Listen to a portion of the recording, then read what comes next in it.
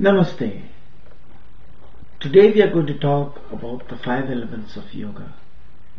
In the first part of this series, we are going to talk about how our ancestors used different methods to communicate subjective experiences to each other in the earlier days. In the second part of this series, we will talk about how the yoga masters specifically used attributes of the 5 elements to help the students to grow in their subjective spiritual unfoldment, especially during the practice of asanas. Now, first and foremost, we need to understand that in the earlier days, yoga practice had no measuring instruments by which a teacher could communicate an inner experience to his student or to his disciple. So let us digress from our understanding of the 5 elements and proceed with understanding how things were measured in those days. There was no measurement for heat or cold. This is the reason why in the English dictionary we have many words that try to express the temperature of an object, be it solid or liquid or gaseous. We use terms like hot, warm, lukewarm, tepid, sizzling, boiling, blistering hot, burning hot, scalding, or even terms like cold, freezing, chilly, frigid, and so on and so forth. Then somebody came along and said, let us put liquid in a little tube and graduate it so that when the liquid expands with the heat or contracts with the cold, we can give a precise reading to the amount of heat or cold based on how the liquid expands and responds to the temperature from within. And so the thermometer was born. Before this, heat was a relative thing, and it is easy to imagine two of our ancestors, one of them saying, today is a warm day, and the other going, no, it's not, it's cold today. In modern times, we don't have that problem.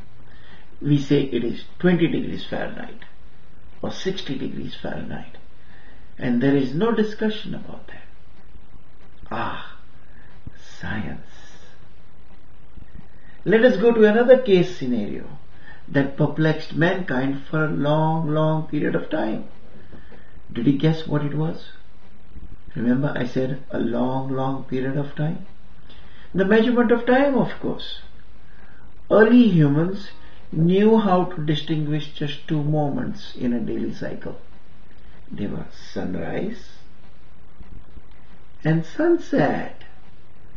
Then somebody came along and stuck a stick in the ground, and they realized that if you placed a stick vertically into the ground at a particular time of the day, that stick would not cast a shadow.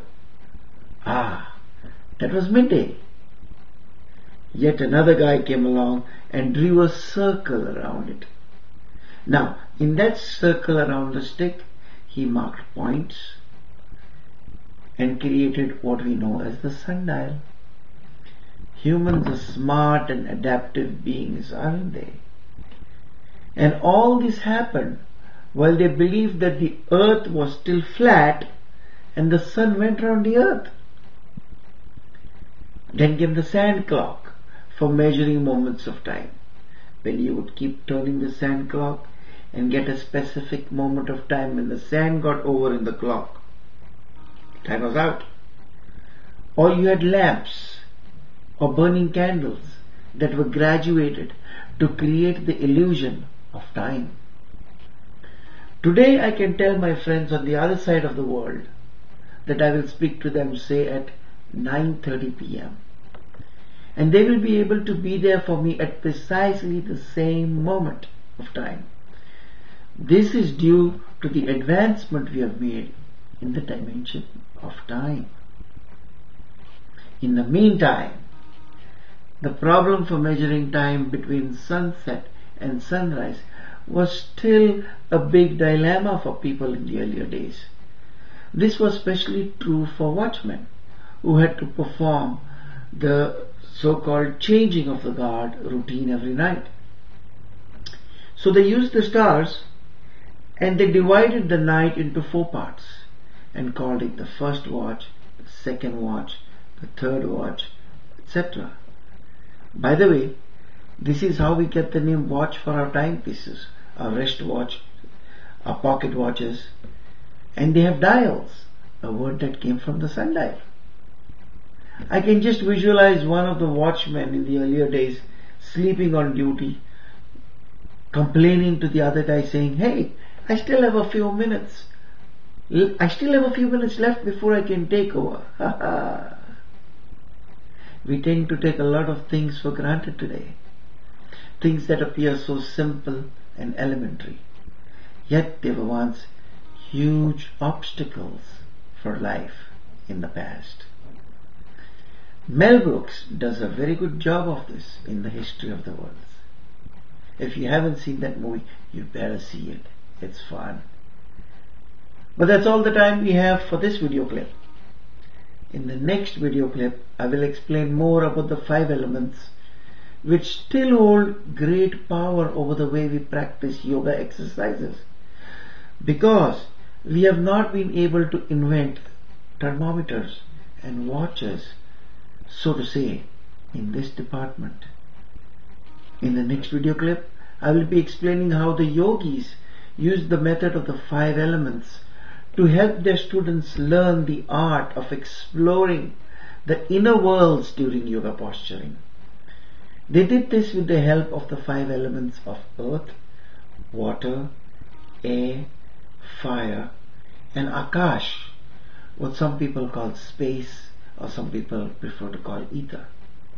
So till then, take time out to relax and stretch for a while, and I will see you sometime soon. Namaste.